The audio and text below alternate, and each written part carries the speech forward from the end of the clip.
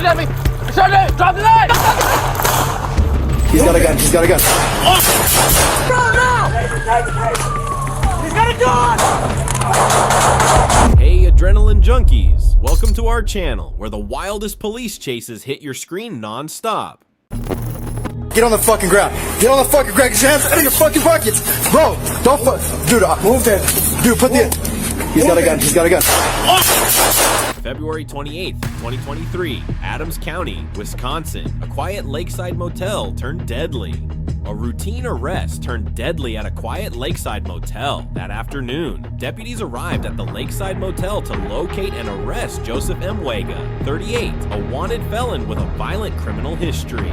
Deputies found Wega inside the motel. The encounter quickly escalated. Wega pulled a handgun from his waistband. At first, he aimed it at himself, threatening suicide. Officers gave commands, urging him to drop the weapon, but the situation took a sharp turn. Wega suddenly pointed the gun at the deputies. He didn't lower the weapon, he raised it. Two deputies opened fire. The entire exchange happened in seconds. Wega was struck and died at the scene. No deputies were injured. In accordance with Wisconsin law, any police-involved shooting must be investigated by an outside agency. The Wisconsin Department of Justice is leading the review to determine whether the use of force was legally justified. Drop the fucking knife! March 5th, 2023, Albuquerque, New Mexico. A Sunday afternoon turned violent. A quiet Sunday afternoon erupted into violence near Central Avenue and Tingley Drive. Police responded to reports of a man threatening pedestrians with a knife. The suspect, 35-year-old Martin Jim, was armed and defiant. He ignored repeated commands from officers and continued walking with the knife in hand. Officers followed, issuing loud verbal warnings.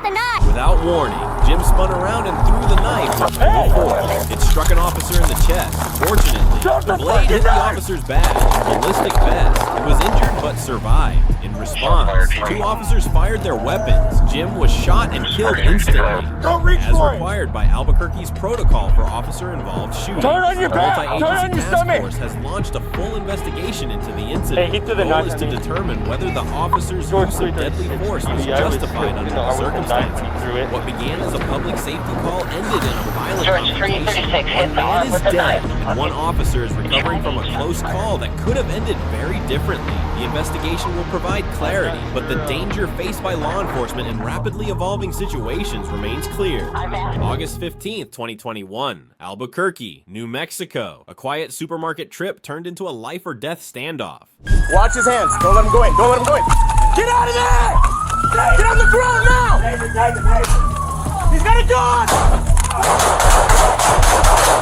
That same Sunday afternoon, a second violent encounter unfolded, this time inside a Smith's grocery store on Tramway Boulevard. Gerard O'Keefe, 28, was caught shoplifting. When confronted by store security, he pulled two knives and made threats before fleeing deeper into the store. Panic followed as shoppers scrambled to safety. Police responded swiftly. The store was evacuated, and officers located O'Keefe in an aisle. They ordered him to drop the weapons. Instead, he reached for his waistband and pulled out what appeared to be a handgun. He raised it and took aim. Three officers opened fire. O'Keefe was killed on the spot. No officers or civilians were injured. The weapon was later identified as an airsoft pistol visually nearly identical to a real firearm. In the chaos of the moment, officers had seconds to react. As with all officer-involved shootings in Albuquerque, the incident was reviewed by a multi-agency task force. The investigation aims to determine whether the use of deadly force complied with department policy and legal standards. Two deadly police shootings in one day revealed the high stakes. Split-second decisions law enforcement must make often with incomplete information and lives on the line. Drop the knife, buddy. Drop the knife. Drop the knife! Drop the knife. Drop the knife. May 22, 2022, Albuquerque, New Mexico. A family home became the site of a deadly standoff. That night, police responded to a domestic violence call on Mescalero Road. Michael Mickey Otita, 33, had allegedly assaulted his stepfather while intoxicated and armed with knives. By the time officers arrived, Odie had barricaded himself in the garage. Clutching two blades, officers surrounded the scene and repeatedly urged him to surrender. He refused to comply. In an attempt to de-escalate, police fired less lethal rounds. They had no effect. Suddenly, Oti charged at the officers, Weapons in hand, the 2 officers opened fire. He was killed on the spot. No officers or family members were harmed.